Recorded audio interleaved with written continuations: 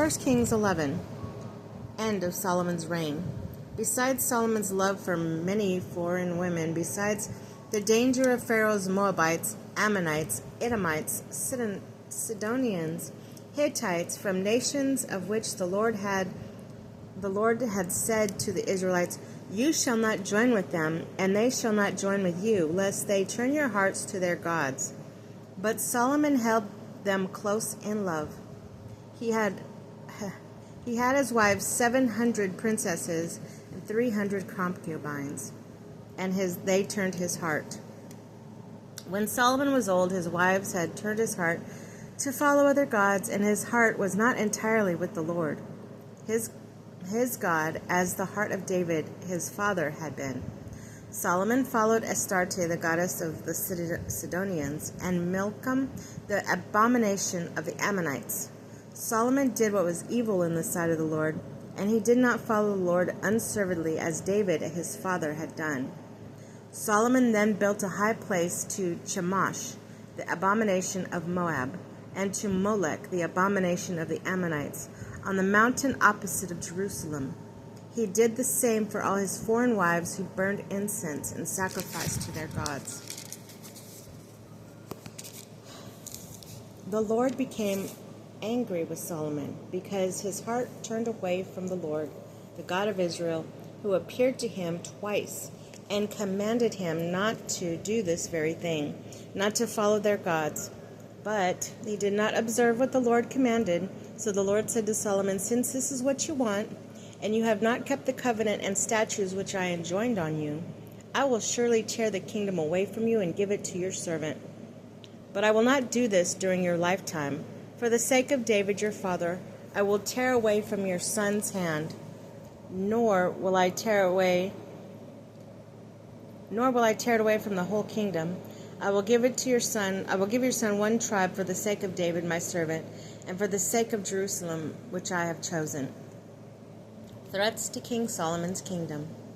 The Lord then raised up an adversary against Solomon, Hadad the Edomite, who was of the royal line of Edom.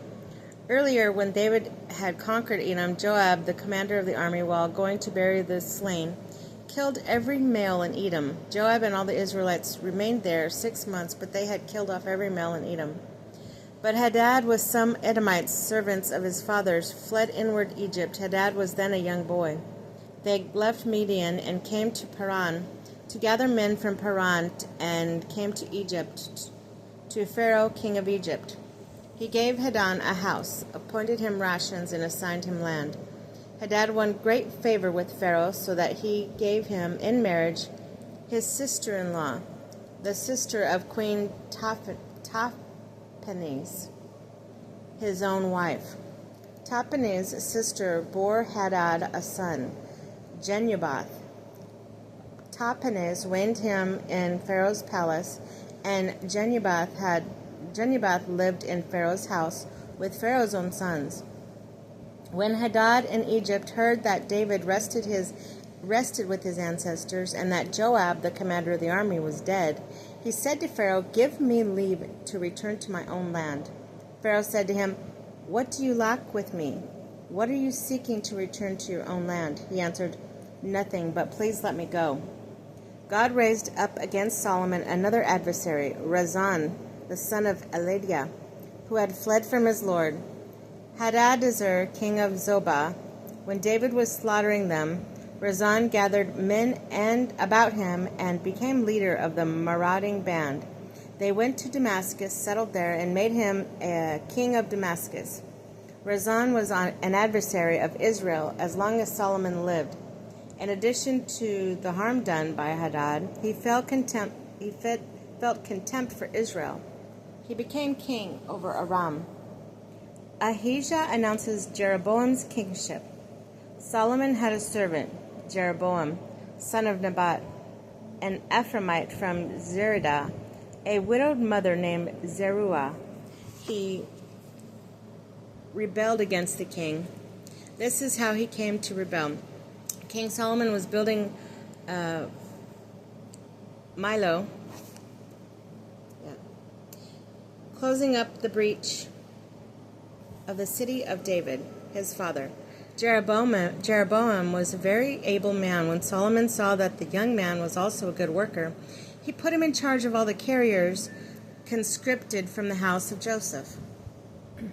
At the time Jeroboam left Jerusalem, and the prophet Ahijah and the Sidonite met him on the road. The prophet was wearing a new cloak. When the two were alone in an open country, Ahijah took off his new cloak, tore it into pieces, and said to Jeroboam, "Take 10 pieces for yourself. Thus says the Lord God of Israel, I am about to tear the kingdom out of Solomon's hand, and I will give you 10 of the tribes. He shall have 1 tribe for the sake of my servant David, and for the sake of Jerusalem, the city I have chosen out of all the tribes of Israel. For they have forsaken me and have bowed down to Astarte, goddess of the Sidonians, Shamash, god of Moab, and Milcom, god of the Ammonites. They have not walked in my ways or done what is right in my eyes, according to my statutes and my ordinances, as David his father did. Yet I will not take any of the kingdom from Solomon himself, but I will keep him prince as long as he lives, for the sake of David my servant, whom I have chosen, who kept my commandments and statutes. But I will take the kingdom from his son's hand and give it to you, that is, the 10 tribes. I will give his son 1 tribe, that David my servant may always have a holding before me in Jerusalem, the city I have chosen to set my name there. You I will take, and you shall reign over all that you desire, and shall become the king of Israel. If then you heed all I command you, walking in my ways and doing what is right in my eyes, by keeping my statutes and my commands, like David my servant, I will be with you. I will build a lasting house for you, just as I did David, and I will give Israel to you. I will humble David's line for this, but not forever." When Solomon tried to have Jeroboam killed, Jeroboam fled to Shishak, the king of Egypt.